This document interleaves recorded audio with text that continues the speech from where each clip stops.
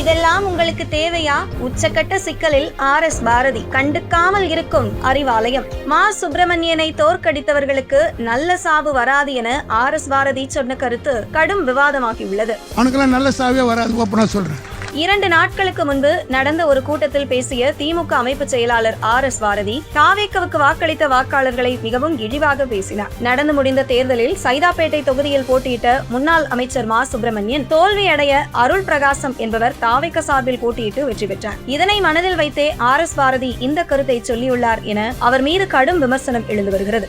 RS Bharathi இன்று நேற்று அல்ல, பல காலங்களாகவே இதுபோன்ற அவதூறுகளை பேசுவது குறிப்பிடத்தக்கது. கடந்த திமுக ஆட்சியில் கூட இதுபோன்ற சர்ச்சை பேச்சுக்களை பேசி சிக்கலில் சிக்குவார். தற்போது இவர் தாவேக்கவுக்கு வாக்களித்த வாக்காளர்களை கூட விட்டு வைக்காமல் இப்படி பேசுவது சரியில்லை என எச்சரிக்கின்றனர். இவ்வளவு அவதூறுகளை அள்ளி வீசும் RS பாரதியை ஏன் திமுக ஏதும் சொல்லாமல் இருக்கிறது என கேள்விகள் எழும் நிலையில் RS பாரதியின் இந்த பேச்சை திமுகவினர் ஷேர் செய்து ஃபயர் விடுகின்றனர். நிலைமை இப்படி இருக்க தாவேக்கவினர் RS பாரதிக்கு எதிரான பதிவுகளை பதிவிட்டு அவரை கைது செய்ய வேண்டும் என்ற கோரிக்கையையும் வைக்கின்றனர். அவதூறு பேச்சுகளுக்கு திமுக பெயர் பெற்றவர்கள் என்பது ஊரறிந்த விஷயம்தான். ஆனால் RS பாரதி போன்றோர் நாளுக்கு நாள் அவதூறுகளை மட்டுமே பரப்புவது சரியில்லை என்கின்றனர் விவரம் அறிந்தவர்கள். தற்போது திமுகவின் முக்கிய சட்டமன்ற உறுப்பினர்கள் முதல்வர் பற்றி அவதூறு பேசி கைதாகினர். அந்த லிஸ்டில் உதயநிதியும் இணைந்தார். ஒருவேளை அந்த லிஸ்டில் அடுத்தபடியாக RS பாரதியும் இணைந்து விடுவாரோ என்ற கேள்வியும் சாமானியர்கள் மத்தியில் எழுந்துள்ளது.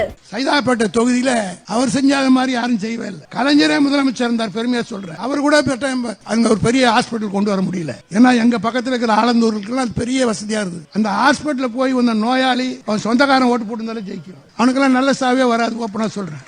உயிர் காப்பது என்பது அவ்வளவு கஷ்டமான காரியம். எத்தனை பேர் உயிரை காத்திருப்பார், எத்தனை பேருக்கு உயிர் கொடுத்தா. இங்க கூட படிச்சார், கேன்சர் இன்ஸ்டியூட் கொடுத்தேன், இதுக்கு கொடுத்தேன். இதெல்லாம் இனிமேல் வேணாம், கட்சிக்காரன் கொடுங்க, அது போதும். கொடுத்ததெல்லாம் போதும். ஒரு 5 வருஷம் ரெஸ்ட் எடுப்போம். வீட்டு வரி 300 ரூபாய் கட்டினவனுக்கு 10,000 வந்திருக்கு. இதே நம்ம ஆட்சியில வந்திருந்தா கணபதி சும்மா இருந்திருப்பாரு. நேரா சிஎம் கிட்ட போவார், தெருவிலே நடமாட முடியும். இவர் கார்ல தான் போறாரு. சும்மா நான் அவர்கிட்ட அங்க வந்து தெருவிலே நடக்க முடியும். ஜனங்கெல்லாம் பிலுன்னு பிடிச்சிருக்கு. இப்பதான் ஜனங்க கொஞ்சம் கொஞ்சமா மது கிணத்துல விழுந்த வண்டு எப்படி வெளியே வந்தவொடனே கொஞ்சம் அப்படி தள்ளாடி வருதோ அது போல மக்கள் கொஞ்சம் கொஞ்சமா வெளியில வர்றான். இப்பதான் போன் பண்ணவே ஆரம்பிக்கிறான். சார் அங்க தண்ணி வரலையா, போட்டோம், லைட் எரியலையா, இன்னும் 2 ஃபியூஸ் புடுங்க.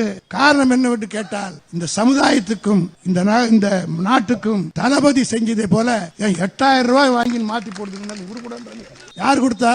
எங்களுக்கு ஒன்றும் கஷ்டம் கிடையாது.